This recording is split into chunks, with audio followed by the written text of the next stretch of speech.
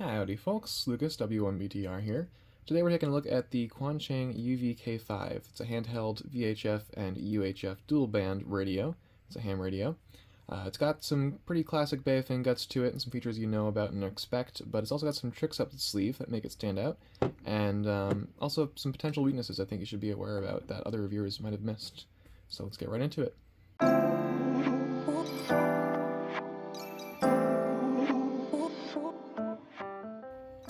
Alright, so starting off, the UV-K5 has some pretty standard features. It's got 2 memory channels, it's 5 watts out, it's got the NOAA weather forecast channels built in, it's got a little flashlight, it's got a FM receiver for FM radio, like broadcast radio, and it's got the classic Kenwood jack on the side there, which does work with our AIOC cable, which you can find for sale on the website. We'll talk about that as well briefly later. And I will be making a video on that soon, so keep an eye out for that. Maybe subscribe and hit that little bell icon. This also has the standard Baofeng SMA antenna port, and it comes with these neat little antennas. It's a little bit better than your average rubber ducky, and I don't mind the look of it. I think it goes well with the radio. The radio itself has a decent frame to it. It looks kind of cool. You know, it looks professional, but without being over the top. I kind of like that. Now you might notice right here, it receives at 50.3 megahertz. That's right, this thing can receive from 50 megahertz to 600 megahertz. It's a pretty wide reception range for a little radio like this, especially for the price that it comes at. It's also got some great other features. It's got a frequency counter that works very well. It's got a CTCSS scanner that's very quick, and it has some built-in features like channel copying, where if you have another UV-K5 radio, it'll transmit the channel itself over to the other radio, so you can quickly share frequencies without having to, plug them into a computer. And it also has some extra modes for reception. It can receive AM airband for like your airports type of thing. That's not the best receiver in the world, but it works. And again, at that price, you're not really paying for that feature. It's just kind of a nice to have, and if you can have it, might as well. The little encoder up here for volume and power, it's a nice little orange color there. It's a satisfying, good feeling turn to it. It's a little bit better than your Baofeng. The whole thing just feels a bit sturdier. And it's got this little protection on the side, which I like, so that you don't bump it and turn up and down the volume just by brushing against the side. You got your push-to-talk button here. These two are programmable. I have this one for flashlight, I think this one for receive. And with looking at the keypad right here, you're going to be using this function button and this menu button. This function button down here pretty often. It's locked right now, so let me just unlock it here. Because all of these have little extra options there you'll see. From FC, which is the frequency counter, to the weather channels, to your VFO and memory, channel A and B, what band you're on, Vox, whether you want it to be in repeater mode or it to be in simplex, and then to go back to your basic calling frequency right there, which you can program in for easy access. You can set that to whatever you'd like. Let's talk about programming. So it does come with their own Quansheng software, which is not great. It works and it has all the features you absolutely need, but none of the ones that you kind of want. Everything that's built in this radio it will support, and it will work, and it will program it. You can save the files, but basic things like copying and pasting or selecting multiple channels or anything like that is a bit of a pain. The frequency stuff is pretty hard to program into it, especially for things you're putting in like police scanner frequencies or something like that. But it works. But this is new. You can program it with chirp. Let's talk about the other features outside before we dive into the using it a bit more. The battery is nice. It's easy to detach. I really like this this clip as well. When you first get it, you can just kind of slot it in there. It's not a screw, it just actually clips into there. It's a lot more sturdy, it feels a lot more durable, and it's a lot easier to change out if you need to. You can see it's solid aluminum for most of it there. Here's the model number for the battery in case you need it. It is the BPK5. Yeah, and it's a nice little radio as far as physicality and looks go. Just turning it on, you can program the message there. There's the voice. The voice is on for this one. And go up and down channels. thing. It's got some pretty good space as far as channel names. Battery seems to last as you'd expect for a radio of this price.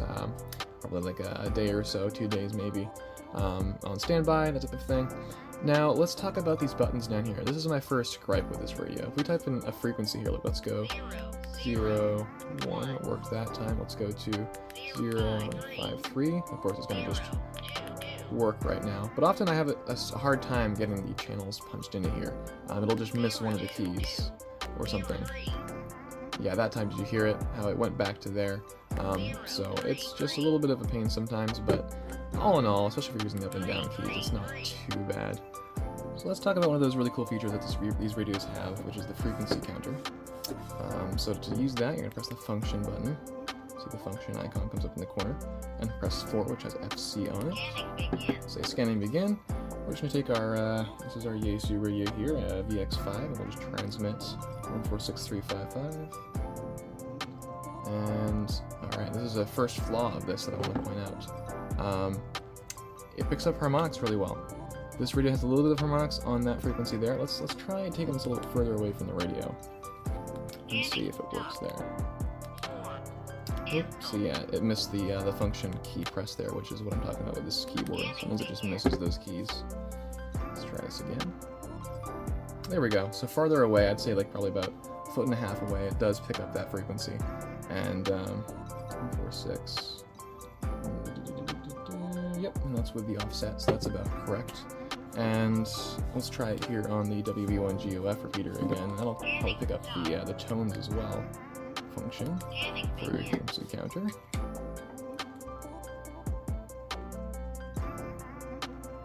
There we go, 146355, and it's a little bit off there. It's just 355. There's no 04. That's probably a little bit of error in that frequency transmission there. And it does pick it up, tells you the tone. And then one cool thing is that once you're done with that, let's open it up again.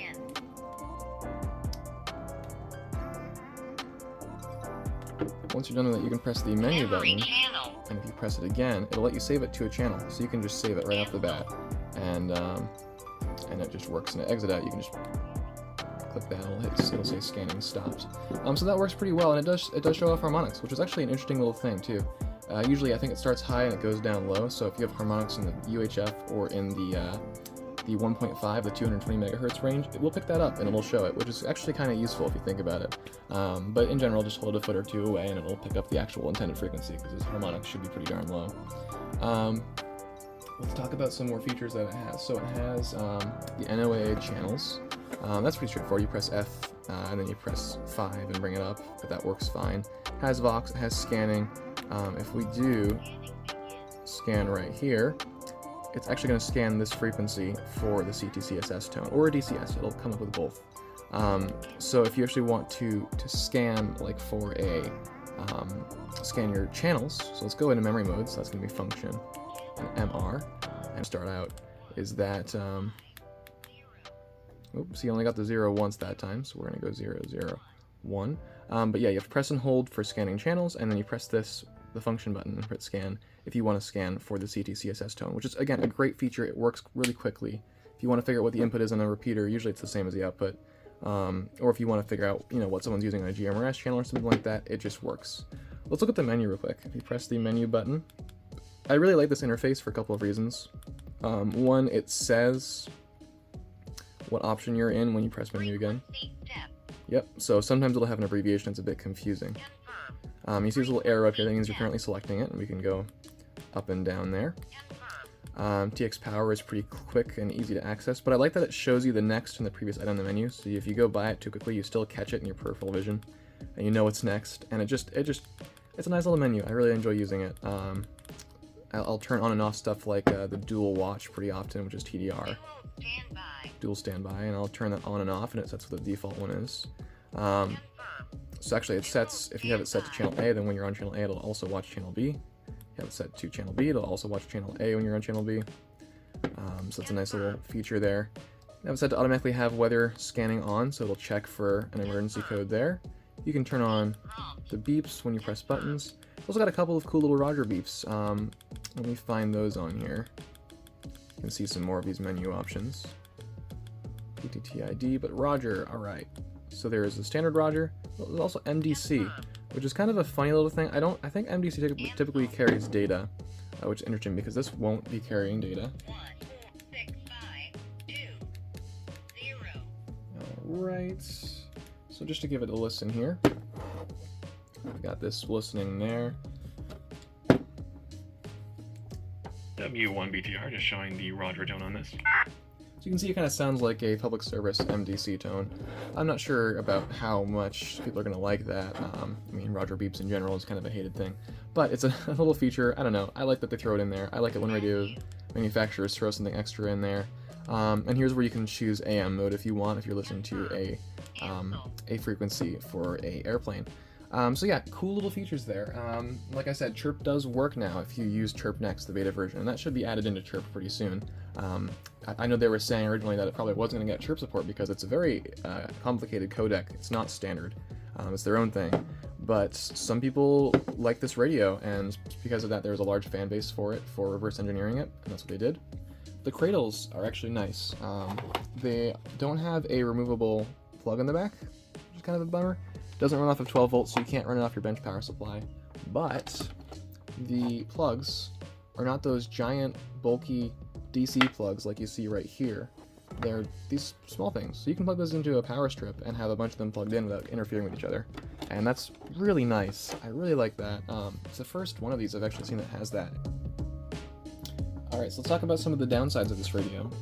So we've already mentioned a couple of them. We've mentioned that the buttons down here tend to be a little bit sensitive. Well, quite the opposite. They tend to not read when you press a button sometimes, which can throw off what channel you're punching in or what setting you're accessing. But that's not a deal breaker for me. We've also talked about how it switches to the B channel if it receives something. So if you transmit, you might be transmitting on a frequency that you don't have license for, which can be kind of challenging sometimes. It's not an issue if you have the if you have it locked to the FCC frequencies though, which it does have the option for in the menu. And then let's talk about a couple other things though. One, you'll notice in a lot of the specs and videos it mentions it has a USB-C charging port. It's a nice little feature, and I like that. I like that you can charge it over USB-C if you have to. But one interesting thing is that the manual says that the USB-C charging port is for emergency charging only. I don't know why it's for emergency charging only, but that makes me nervous. It makes me think that it's probably doing damage to the battery or has a chance to overheat or something. Again, the feature's there if I need it, but if you're going to charge it over USB-C, maybe keep an eye on it. I don't know why it says that, but it's mildly concerning. Let's talk about something else, and this is something that some other reviewers have not caught. The receive on these is actually not great. It works, and it's not terrible. And there was one YouTuber that tested the receive, and he said it actually was working better than some of his nice radios, but I have not experienced that myself. I found it a little bit worse than actually like my Bayo things and my cheap radios. So mileage may vary, but I've tried it on 3 different models, 2 of which I got off Amazon, 1 of which I got off eBay from different sellers, and they've all had this issue. So here's just a UV-5R, your standard radio. Let's do a test here, just to show what I'm talking about. I've got a J-pole hanging up in a tree, just so that we were using the same antenna to test this out. But let's screw this in to here. Excuse my poor screwing. Yeah. Alright, that's firmly squeezed onto there. Alright, so let's go into channel mode. We're going to go over to 0. Sure. Let's see, let's do the BIM repeater. We're going to go to the W1 BIM repeater over in Paxton, Mass, because that's a little bit on the edge of what we can receive easily. Alright, so I just want you to listen to the receive audio on this specifically. This is W1BTR, just checking access with this handheld here. W1 BIM repeater, Paxton, Mass, PL 114.8. So you didn't hear much static in there, right? It was a pretty clear signal. Let's go over to the WB1GOF channel as well. W1BTR, just checking access. WB1GOF repeater set PL to 74.4. Pretty clear audio. So let's just go ahead and turn this one off. Unscrew it.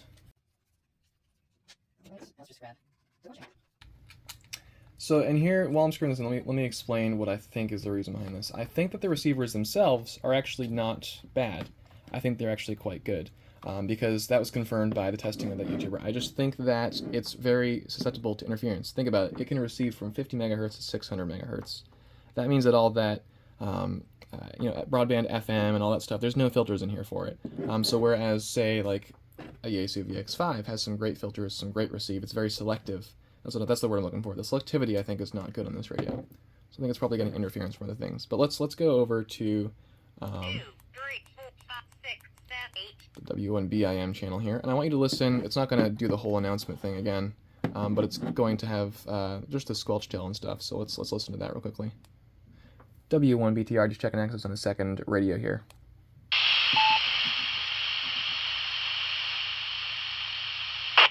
You can hear a lot more static on there. It's also just a little bit less audio filtering, I think.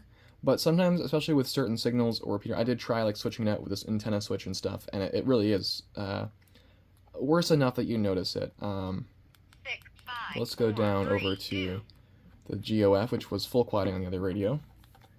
W1BTR checking on a second handheld here.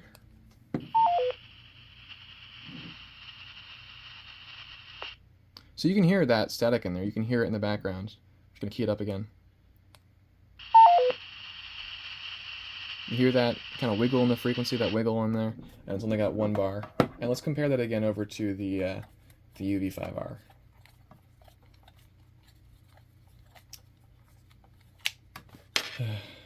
I should have prepared with my my BNC adapters for this so I could quickly unplug it and plug it in. Which are nice little adapters. They take the strain off of the SMA connector, because those are the first things to go on these cheap radios usually. They're not very securely mounted in there. So it screws on, just like this right here, and it adds a little BNC thing, and it actually puts pressure on there, which is nice. I digress. Let's go back to the GOF repeater. This is the same antenna, the same feed line, and let's transmit again and listen for that signal that we hear afterwards.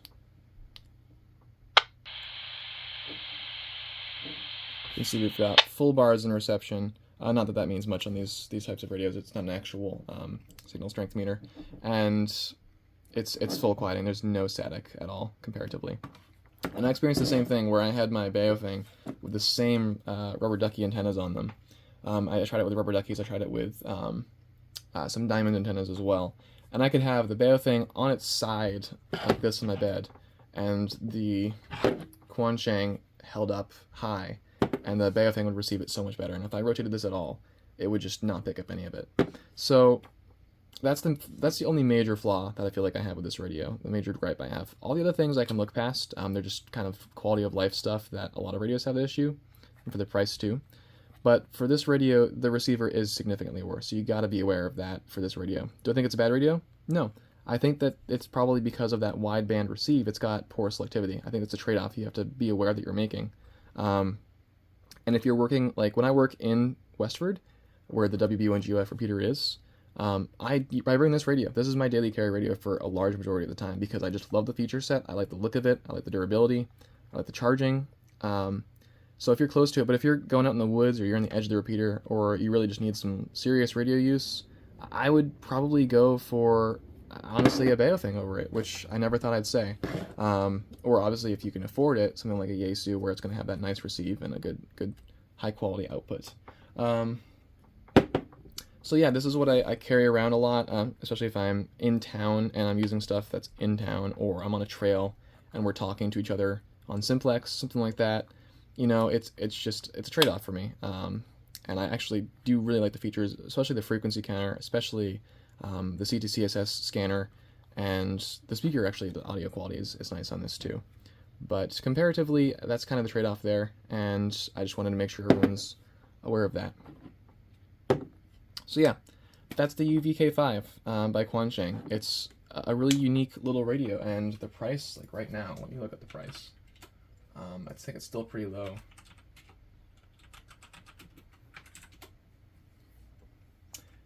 Yeah, the price is up to $39.99. Up a little bit from when I got it, but it's $39 for a radio that's significantly better than a UV-5R. for its feature set. It's probably a comparable price to the GA510 by Radioddity, which is also Baofeng Guts, but a little bit better filtering. Nice little display on it, and something else nice about it is that it has 7 watts output. It says 10, but it's above 5, and those couple of watts does make a difference sometimes.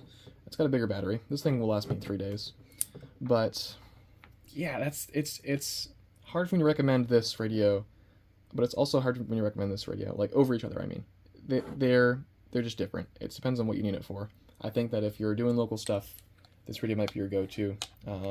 It's just a nice little unit, and Quansheng's grabbed my attention. If they can fix that issue on another model and keep the same interface and keep the same wideband receive and some great functionalities on there, I'd be interested in making this my #1 recommendation. For now, I can't do that because of that. It's not. I'm not saying it's a bad radio, but it's got some flaws that mean it's not a clear winner compared to some of these other budget radios. So yeah, let me know what you think. Do you have a UV-K5? Have you tested out the receive? What is it like in your area? Maybe I just have a really bad FM broadcast nearby. Maybe out in the boonies, it's a better performing radio. Let me know your thoughts. What have you experienced? What have you tested?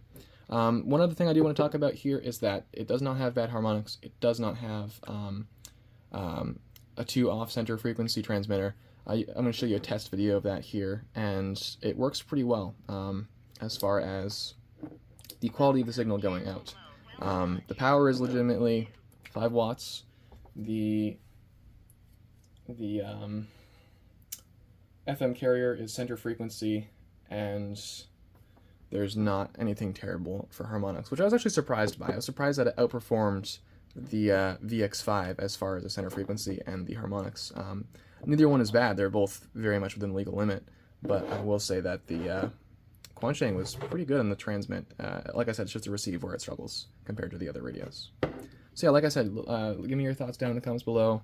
If you liked the video, give it a like, give it a subscribe. Again, we're going to do a video soon on the AIO-C cables, and if you want to check them out, maybe pick one up. This one's wrapped. I don't really have that as a main option anymore, but you can buy them with it. It's going to be w1btr.com. Click on the shop, and we've got these, and we've got a couple other goodies as well. And you can get these in bulk as well if you want to do it as a club kit build. Alright, so thank you so much for watching, guys, and have a great one.